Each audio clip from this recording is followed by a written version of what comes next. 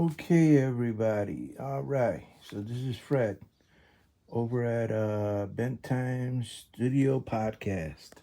So I'm doing a video today because I made a bunch of shorts on the same subject, but I want to be able to take the time to tell you everything all at once. And if you got time to watch this, better for you.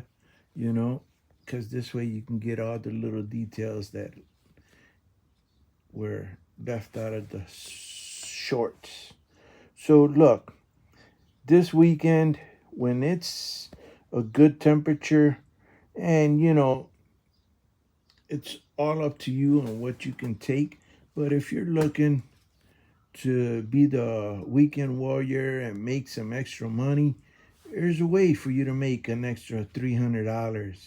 You know, anywhere from uh, $90, $80 at the cheap end, and then maybe 350, $300 on the top end. But you can do it both days, Saturday and Sunday, if you have the time to. So what I would do, I've done this in the past many times, and I still do it every now and then. But I got so much other work, I can't. But if I were in need of money, what I would do is I would get me a roller kit, one of those that it could be the 9-inch or the 4-inch roller kit from out of Menards or Sherwin Williams, really. And so they have those kits that comes. It's a little plastic pan, a handle, or a roller cover.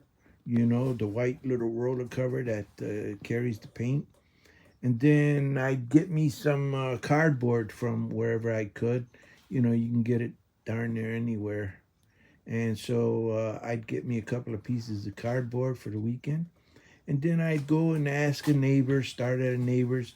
Doesn't have to be a neighbor, it could be somebody just close to you. Hey, could you use your garage door painted? Hey, and sooner or later somebody will say, sure. And you just let them know that if they supply the paint, which is only a gallon of paint, and you can, give it two coats of paint, one right after another, and at the most, the first coat might take you 30 minutes.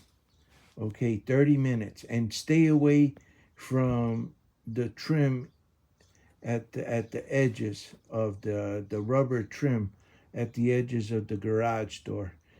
Whether it's a 2-car garage, a 3-car garage, or a single car garage, you know, the price does matter a little bit, but if they want it done, if it's peeling a little bit, all you do is just scrape that off with a little scraper, whatever you can, get it off.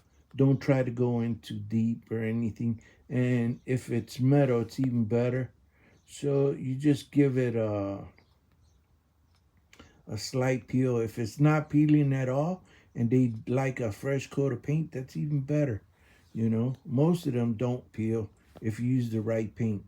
So you tell him or her to go to the Sherwin Williams, get the can of paint and get it at the color that they want, right? And you let them know that they have to pick out the color. You don't have nothing to do with picking out the color and nor the paint, but you want them to tell the person to give them something that's gonna stick to the material that's on there already. And if it's aluminum door, then get something for aluminum and something that's already been painted.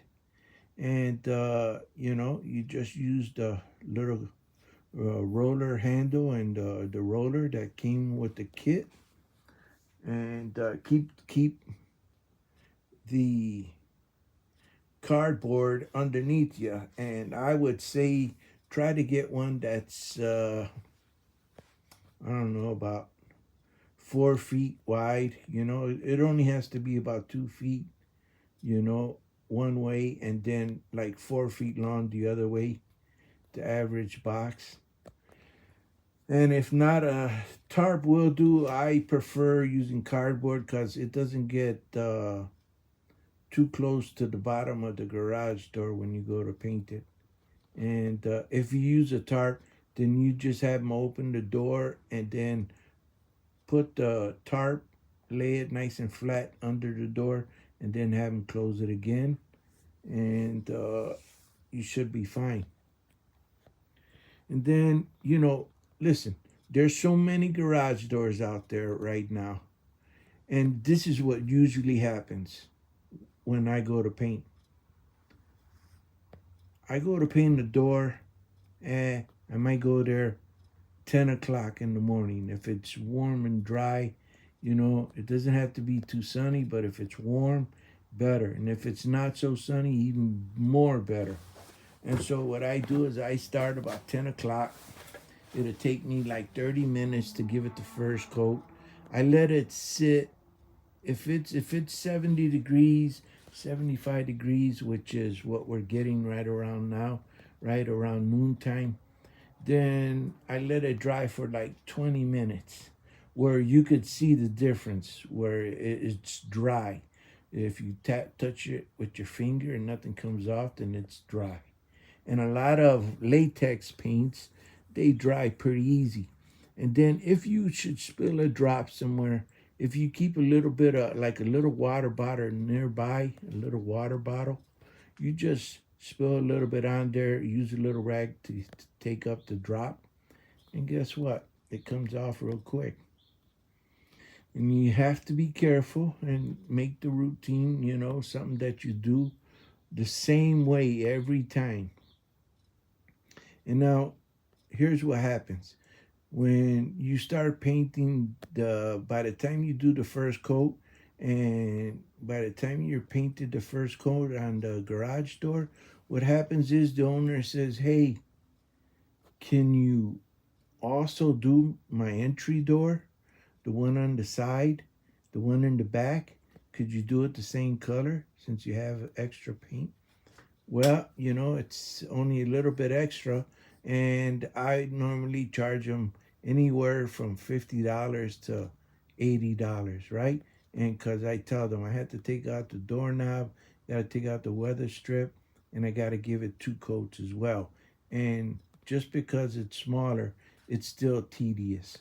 And so they usually tell me that's fine, no problem. Then once you get done with the first coat or the second coat, I guarantee you, a lot of times the next door neighbor, people from across the street, they see that and right away they come over and they want to know if you could do theirs next, if you could do theirs tomorrow, if you could do it next week, if you don't have time. But a lot of times, hey, well, I could do it tomorrow. How about that? And I knock out 2 or 3 of them, you know, over the weekend, and sometimes might turn into 450, you know, at $150 a week. And guess what? Now you got customers that I guarantee you what happens is this. They start asking, could you do the fence in the backyard? Could you paint my porch? All I need is this, the steps painted. Could you paint the windows around my house? Could you paint the porch lattice? Can you? And then I got some stuff on the inside. So, you know, there's ways of making money, a lot of ways of making money, if you just take the time to use your mind. Watch a couple of my videos. I'll have a bunch of ideas on what you can do to get it kicked off and started, right? Your little handyman journey. And this is good for girls and guys, okay? Girls, there's a lot of you artists out there. And guess what? You got a car payment. You got a jewelry fetish. You like the best purses and shoes and gym shoes and work clothes, and you need gas in your car. And it's a way of making extra money where you're not bothering anybody and asking for it, right? And you're not overspending because you know you worked for it. So, you know, this is what I say. If these ideas help you as a weekend warrior to get out there and earn money and you know, not have to borrow, where you could make it. And what you could do is, you know, if you see your neighbors outside on a getting their mail or washing their lawn or something, and a lot of times if they're elderly, you know, they could always use a hand with stuff. And so there's ways if you just keep in mind. Some people are young and they most of the time they do their own work, but guess what? They're too busy to do anything this weekend. They're going out, they're going to the lake, they're gonna go ride the boat, or they're gonna go to the park, or they're gonna go visit a family member, right? And they don't have time. And guess what? That'd be the perfect thing if you could do it for them. And some of the good clients, every now and then, you know what happens? They give you a $20 tip, what you weren't expecting.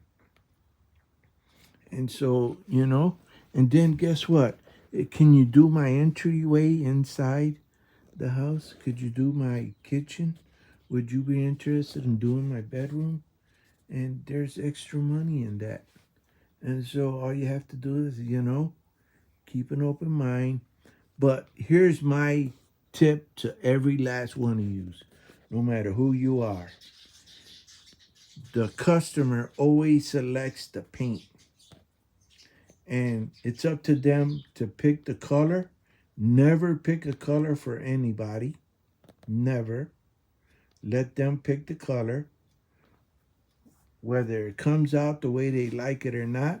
And if they try to tell you they don't like that color, you tell them it's gonna cost you the same thing to repaint it.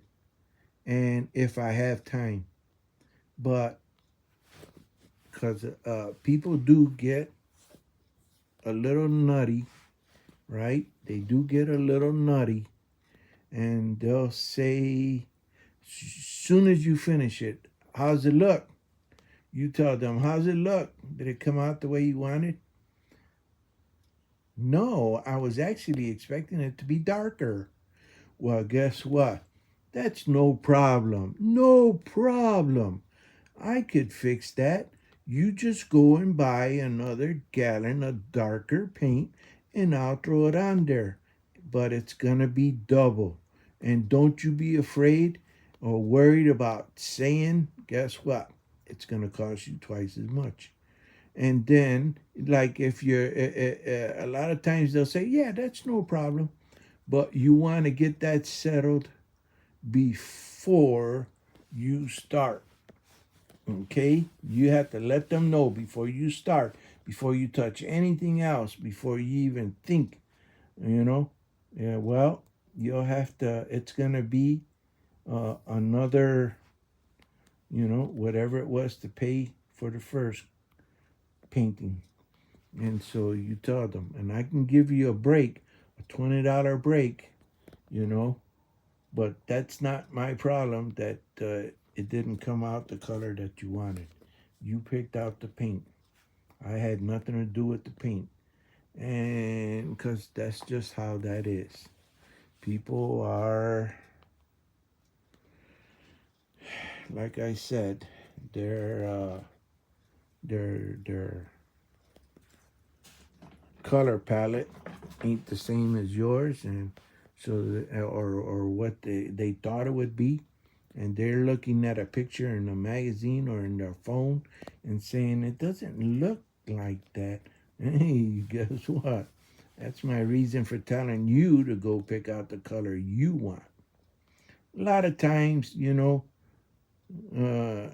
when I tell them, up front, um, if it doesn't come out the way you wanted it, it's going to be extra. And they usually say, no, no, that's no problem. Okay, sure, no problem. And a lot of times they're happy with the way it comes out. And sometimes because of the price, they'll say, no, it's perfect, just the way I wanted it. Anyway, if this helped you, I'm happy, but don't ever think there's no way of making money. There's a thousands of ways of making money, and this is one of them, right? And then you got to think like this. Sometimes they want their deck painted. Sometimes they want their back stairs painted. Sometimes they want the garage painted. There's a bunch of ways of doing it. So anyway, from Fred the Weekend Warrior, get out there and make you some extra money. Get your feet wet. Take your time at everything that you do, when painting. Take precautions. Don't wear your best clothes. And anything that's water based, like they call it latex. So that's water based paint. Anything that's latex washes off with just warm water and soap. And so even your clothes. But I would say keep a t-shirt and a pair of pants just for painting. And enjoy your weekend. Make you some money. And if the video helped you, do me a favor, subscribe. I'll have hundreds of other videos coming out. I just started this channel, but just subscribe and keep it on there, and give it a thumbs up, a like, and it'll help me out so that I can put out more. Enjoy the rest of the day. For you non-believers, have a good rest of your day. For the believers, God bless you all and have a good night. Bye.